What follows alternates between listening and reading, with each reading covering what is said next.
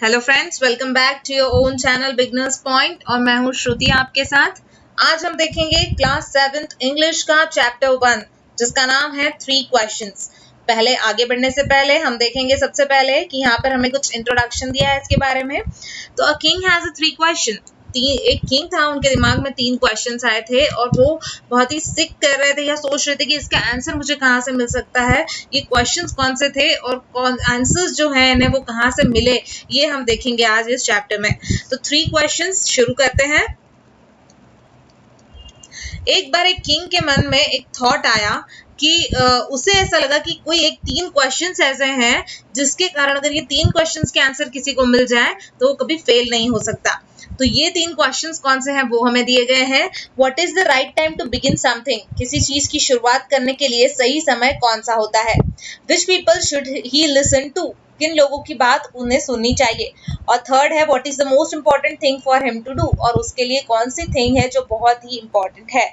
तो किंग जो था इसीलिए अपने मैसेंजर्स को उसने थ्रू आउट द किंगडम भेजा, उसके पूरे जो साम्राज्य था उसमें भेजा और प्रॉमिस किया था उसने कि अगर कोई इंसान मुझे ये तीनों क्वेश्चंस के आंसर्स देता है या ढूंढ के ला कर देता है तो वो प्रॉमिस करता है कि लार्ज सम ऑफ मनी जो है वो देगा उस इंसान को जो आंसर देगा इन क्वेश्चंस के।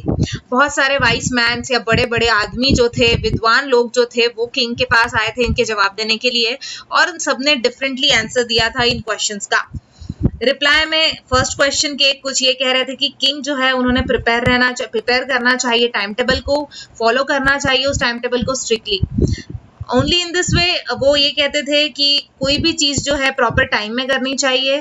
कुछ ऐसा कहते थे कि ये इम्पॉसिबल है डिसाइड करना एडवांस में ही कि राइट टाइम क्या होता है किसी चीज को करने का। किंग जो था वो नोटिस कर रहा था सारी चीजों को कि कौन क्या जवाब दे रहा है। फुलिश प्लेजर्स को वो अवॉइड करते जा रहा था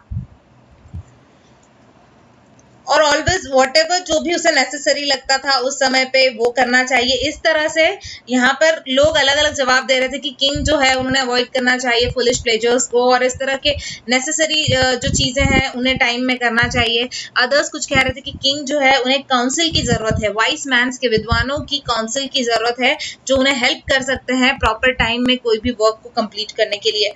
और ये इसलिए क्योंकि एक मैन जो है उसके लिए पॉसिबल नहीं है कि वो डिसाइड करे किसी भी चीज को करेक्टली जब तक वो किसी की हेल्प ना ले सके। तो राइट टाइम में हर एक्शन को राइटली परफॉर्म करने के लिए काउंसिल बनानी चाहिए, ये किसी ने सजेस्ट किया। बट कुछ ये कह रहे थे कि समथिंग जो है मतलब ऐसे जरूरी नहीं कि हर चीज के लिए काउंसिल जवाब दे, क्योंकि कुछ चीजें अर्जेंट भी होती हैं और अर्जेंट चीज का या अर्जेंट कोई डिसीजन अगर आपको लेना है तो काउंसिल नहीं ले सकती, क्योंकि काउंसिल के पास इतना टाइम नहीं होता है। काउंसिल तो पूरा डिस्कशन के बाद ही आपको डिसीजन दे सकेगी। तो डिसाइड करने के लिए कि राइट टाइम क्या है किसी चीज को करने के लिए, ये नेसेसरी है कि आप अपने फ्यूचर को देखें। ओनली मैजिशियंस जो है वो ये कर सकते हैं, क्योंकि मैजिशियंस के पास पावर होता है वो अपने फ्यूचर को देख सकें। और किंग जो है इसलिए उनको हमें ऐसा लगता है कि मैजिशियन के पास जाना चाहिए या मैजिशियन जो है वो परफेक्ट आंसर है इस क्वेश्चन का। आंसर्स में सेकंड क्वेश्चन के कुछ कह रहे थे कि पीपल जो है जो मोस्ट नेसेसरी है किंग के लिए वो उनके काउंसलर्स होना जरूरी है। कुछ कह रहे थे प्रिस्ट का होना बहुत जरूरी है। कुछ अदर जो थे वो डॉक्टर्स कह रहे थे कि डॉक्टर्स जो है वो इंपॉर्टेंट पर्सन होना चाहिए, मोस्ट नेसेसरी पर्सन होना चाहिए। अदर्स कह रहे थे कि सोल्जर्स जो है ये बहुत नेसेसरी है किंग के लिए। थर्ड क्वेश्चन के लिए कुछ कह रहे थे साइंस जो है वो बहुत जरूरी है। अदर्स जो है वो फाइटिंग को चूज कर रहे थे, वाइल अदर रिलीजियस वर्शिप पे अपने आंसर को बता रहे थे। तो इस तरह से अलग अलग क्वेश्चंस के अलग अलग आंसर्स जो है वो मिल रहे थे। आंसर जो था इन क्वेश्चंस का वो बहुत ही डिफरेंट था। किंग जो था वो सेटिस्फाई नहीं हो रहे थे और वो रिवार्ड उन्होंने किसी को भी नहीं दिया क्योंकि वो सेटिस्फाई नहीं हुए थे। और इसके अलावा उन्होंने डिसाइड किया था कि वो एडवाइस जो उन्हें सीख करेंगे एडवाइस को किसी सर्टन हर्मिट की। हर्मिट का मतलब हमें यहाँ पर दिया गया है वो पर्सन जो अकेला रहता हो और सिंपल लाइफ जीता हो।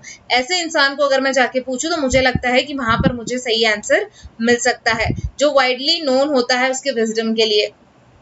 हर्मिट जो है वो लीव करता था। अब एक हर्मिट के पास गया, जो किंग थे वो गए जो एक वुड के मतलब लकड़े के झोपड़ी में रहते थे। वो कभी उसको लेफ्ट नहीं किया, जो सालों से वहीं रह रहे थे। इस तरह से he saw no one but simple people. है ना, और उन्हें कभी किसी और को नहीं देखा था, सिंपल पीपल्स जो थे उनके पास में इस तरह से। तो किंग जो थे वो भी ऑर्डिनरी क्लॉथ पहन के, मतलब किंग बन के नहीं, ऑर्डिनरी पीपल बन के, ऑर्डिनरी इंसान बन के वहां पर गया हरमित के पास में। और जैसे ही वो रिच करता है हरमित की हट को, किंग जो था उन्होंने अपने लेफ्ट को भी और अपने बॉडीगार्ड्स को भी पीछे छोड़ दिया। उन्हें कह दिया कि तुम लोग यहीं रुको, मैं अकेला ही वहां जाऊंगा हरमित से मिलने के लिए। किंग जैसे ही हरमित के क्लोज आता है, हरमित के हर्ट के क्लोज आता है, उस गरीब इंसान के या उस अकेले इंसान के झोपड़े के पास आता है, तो देखता है कि हरमित जो है या वो इंसान जो है वो डिग कर रहा है ग्राउंड को उसके हट के सामने ही। उसने ग्रीट किया किंग को, वो जो आदमी था वो हरमित जो था, उन्होंने ग्रीट किया किंग को और अपने डिगिंग को शुरू रखा। हरमित जो थे वो एक ओल्ड और वीक इंसान थे और वो वर्क कर रहे थे ब्रीथ इन हैवीली, मतलब वो वर्क करते करते उनकी सांसें जो है वो इतनी ज्यादा चढ़ रही थी, जैसे कह सकते हैं बहुत ज्यादा मेहनत करने पे जो हाफते हैं हम, उस तरह से वो कर रहे थे। किंग वहां पर आए उनके पास और कहा कि मैं आपके पास इसलिए आया हूँ वाइस हरमित, क्योंकि मुझे कुछ 3 क्वेश्चंस जो मेरे पास में है, मेरे मन में है, उनके आंसर्स आपसे जानने हैं। और ये क्वेश्चंस जो है वो ये है कि किस तरह से मैं जान सकता हूँ कि राइट टाइम क्या है किसी चीज को करने का, कौन से पीपल है जिसकी जरूरत मुझे बहुत ज्यादा पड़ सकती है, और कौन से अफेयर्स हैं जो मेरे लिए बहुत इंपॉर्टेंट है। हरमित सारी चीजें सुन रहा था किंग की, पर उन्होंने कोई रिप्लाई उस चीज को नहीं दिया। वो अपने डिगिंग में कंटिन्यू करते रहे, डिगिंग करते रहे, उसी में बिजी रहे। फिर किंग ने कहा उस हरमित से कि मुझे लगता है आप टायर्ड हैं, तो आप ऐसा कीजिए कि ये स्पेड मुझे दे दीजिए और मैं वर्क करता हूँ आपकी जगह पे। ये जो कुल्हाड़ी है आप ये मुझे दे दीजिए और मैं आपकी जगह पे से डिग करने का काम करता हूँ। तो हरमित उसे वो कुल्हाड़ी देते हैं और कहते हैं थैंक यू सो मच, और वो सेट डाउन हो जाते हैं, ग्राउंड पे बैठ जाते हैं। जब किंग जो है वो डग करने लगता है, 2 बेड्स डग करता है और फिर स्टॉप होता है, फिर रिपीट करता है वही क्वेश्चंस, क्योंकि वो तो वहां पर क्वेश्चंस के आंसर जानने के लिए आए थे। तो हरमित जो है वो फिर भी कोई आंसर नहीं देते, खड़े होते हैं, स्ट्रेच करते हैं अपने हैंड्स को और फिर वापस से कहते हैं कि दे दो स्पेड मुझे, अब तुम रेस्ट करो और मैं वर्क करता हूँ। पर किंग जो थे वो उन्हें स्पेड नहीं देते, उन्हें वो कुल्हाड़ी नहीं देते और वो खुद कंटिन्यू करते रहते हैं डिग करना। 1 घंटा इसी तरह निकल जाता है और उसके बाद दूसरा घंटा भी। सन जो है वो धीरे धीरे अब कहते हैं कि डूबने लगता है, ट्रीज के पीछे जाने लगा है। एट लास्ट किंग जो है वो स्टक करते हैं स्पेड को ग्राउंड के अंदर और कहते हैं मैं आपके पास इसलिए आया हूँ वाइस मैन, क्योंकि मुझे कुछ क्वेश्चंस के आंसर चाहिए। अगर आप मुझे आंसर नहीं दे सकते तो मुझे बता दीजिए, तो मैं वापस चले जाऊंगा। Here comes someone running, said the hermit। और उतने देर में ही हरमिट जो है उन्हें सामने से कोई आते हुए दिखता है, भागते हुए, और वो कहते हैं कि यहाँ पर देखो कोई ना कोई भागते हुए आ रहा है, मुझे दिख रहा है, क्या हुआ देखते हैं आगे, हमें दिया है पार्ट 2 में। किंग जो है वो टर्न होता है राउंड और देखते हैं कि एक बियर्डेड मैन है जो रन कर रहे हैं टुवर्ड्स हिम। पूरी बड़ी बड़ी दाढ़ी है जिनकी, और वो किंग की तरफ आ रहे हैं भागते हुए। ये देखते हैं उनके हैंड जो है वो अपने स्टमक को दबाए हुए हैं, इस तरह से जैसे पेट को पकड़े हुए दोनों हाथ उनके रहते हैं, जिसमें से ब्लड जो है वो फ्लो होते रहता है। जब वो रिच करते हैं किंग तक वो आदमी पहुंचता है तो वो पूरी तरह से डाउन हो जाता है, फेंड हो जाता है, चक्कर आने लगते हैं उसे कहता है, और वो ग्राउंड पे गिर जाता है। किंग और हरमिट जो है वो रिमूव करते हैं मैन के क्लॉथ को, क्योंकि वो देखना चाहते हैं कि किस चीज से ब्लड आ रहा है। तो मैन के क्लॉथ्स जो है उसे रिमूव करते हैं और देखते हैं कि स्टमक पे एक बहुत बड़ा सा वुंड है, मतलब बहुत बड़ी चोट उनके पेट पे लगी हुई है। किंग जो है वॉश करते हैं, कवर्ड करते हैं उसे हैंकरचीफ के साथ में, पर ब्लड जो है वो फ्लो होना बंद नहीं होता। किंग रीड्रेस करते हैं वो वुंड को until the last bleeding stop. वो इतने बार उसका ड्रेसिंग जो हम कहते हैं वो ड्रेसिंग करते हैं उस वुंड का, क्योंकि उसमें से ब्लड जो है वो स्टॉप नहीं होता, वो चलते जाता है, फ्लो ही होते जाता है। तो उस चीज को रोकने के लिए रीड्रेस करते जाते हैं जब तक के ब्लड जो है उसका फ्लो कम नहीं हो गया या बंद नहीं हो गया। मैन जो है उसके बाद में बेटर फील करता है और आस्क करता है कुछ ड्रिंक करने के लिए, कहता है कि मुझे कुछ पीने के लिए अगर मिल जाए तो ठीक होगा। किंग जो है फ्रेश वाटर उनके पास लेकर आता है और उसे देता है पीने के लिए।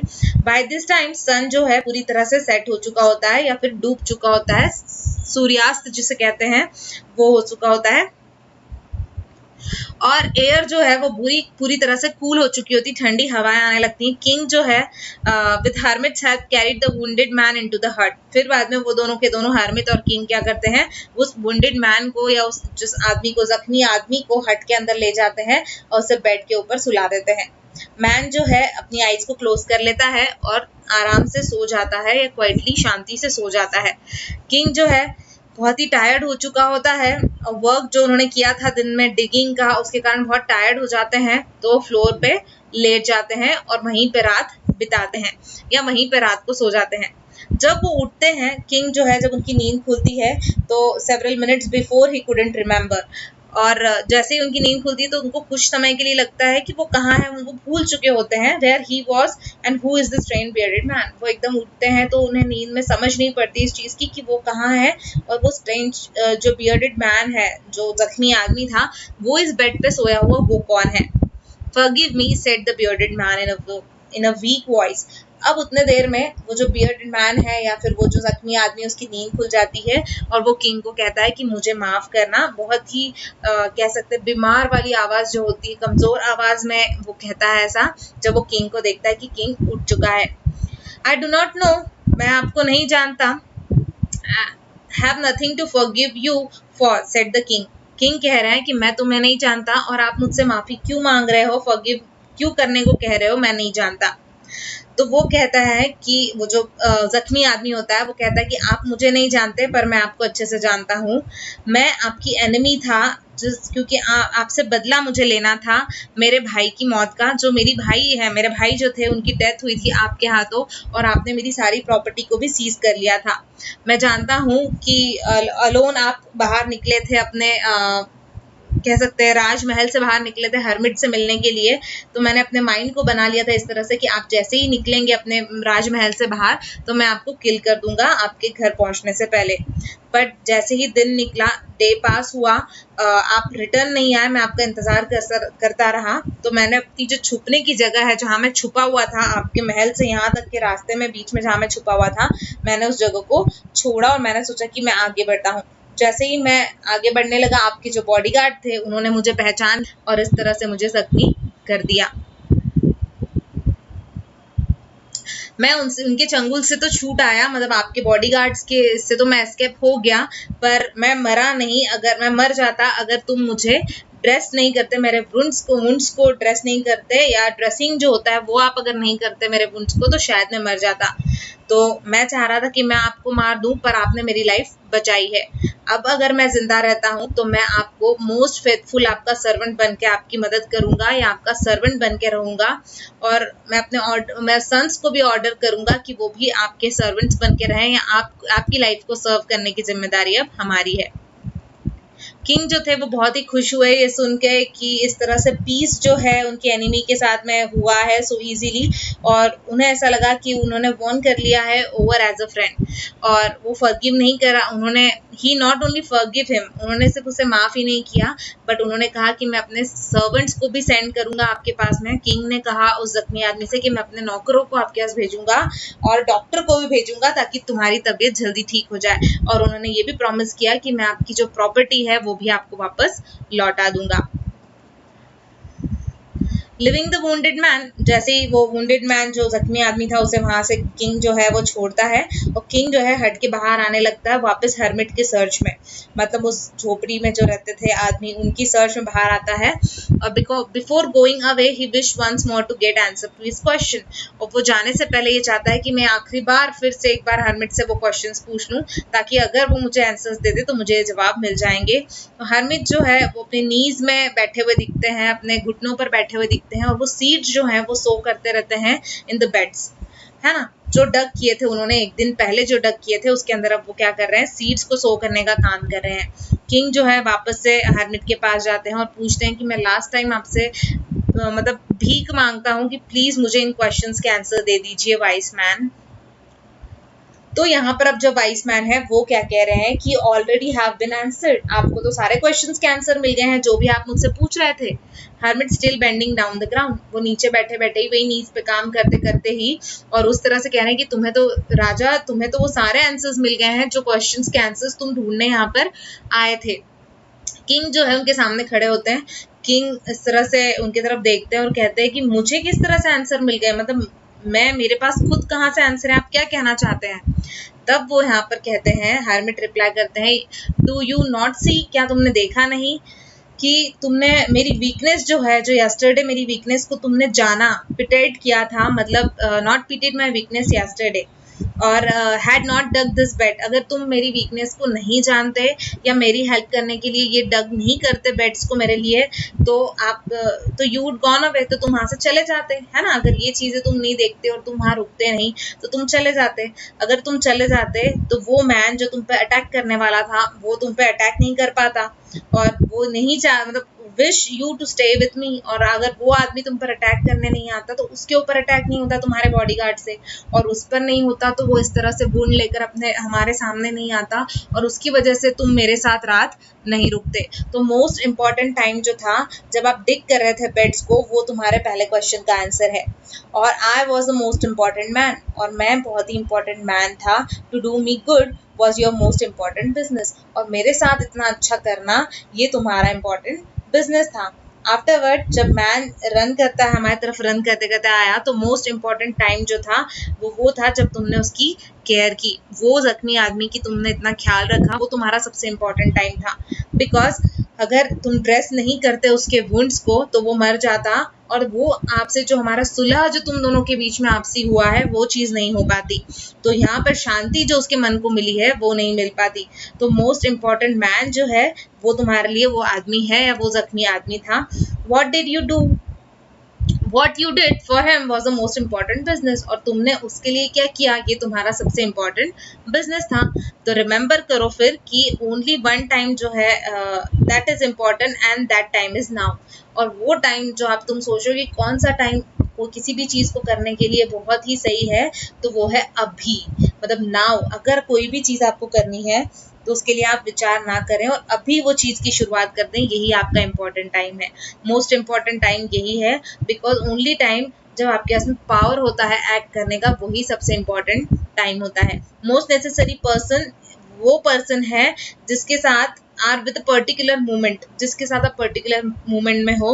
No one knows what will happen in the future, क्योंकि किसी को नहीं पता कि फ्यूचर में क्या होगा आपके साथ, वेदर आप उस पर्सन से कभी दोबारा मिल पाएंगे या किसी और से मिल पाएंगे या नहीं। और मोस्ट इम्पॉर्टेंट बिजनेस जो है वो ये है कि पर्सन जो है वो गुड होना चाहिए, because we were sent into this world for that purpose alone. और वो पर्सन जो है हम पर्सन जो है, कोई भी इंसान जो है उसे अच्छा होना ज़रूरी है, क्योंकि हमें इस वर्ल्ड में सिर्फ अकेले रहने के लिए भेजा है। हम किसी के साथ नहीं आए हैं और किसी को साथ नहीं ले जाएंगे। तो हम जैसे भी आए हैं इस दुनिया में, जो भी आया है वो पर्सन कैसा होना चाहिए, गुड होना चाहिए, अच्छा होना चाहिए, काइंड होना चाहिए। यही हमारा इम्पोर्टेंट बिजनेस है। लियो टॉल्स्टॉय ने ये लिखी है स्टोरी जो बहुत ही अच्छी है, 3 क्वेश्चंस वाली स्टोरी, जो हम लोगों को भी ध्यान रखनी चाहिए कि ये 3 क्वेश्चंस हमारी लाइफ में भी बहुत इंपॉर्टेंट है फ्रेंड्स। और इस तरह से इस स्टोरी को हमने यहाँ कंप्लीट किया है। अगली स्टोरी के लिए मेरा अगला वीडियो देखना ना भूलें। अगर आपको मेरा ये वीडियो पसंद आया है तो प्लीज़ मेरे चैनल को सब्सक्राइब करें और वीडियो को लाइक करना ना भूलें। Thank you so much friends, thanks a lot.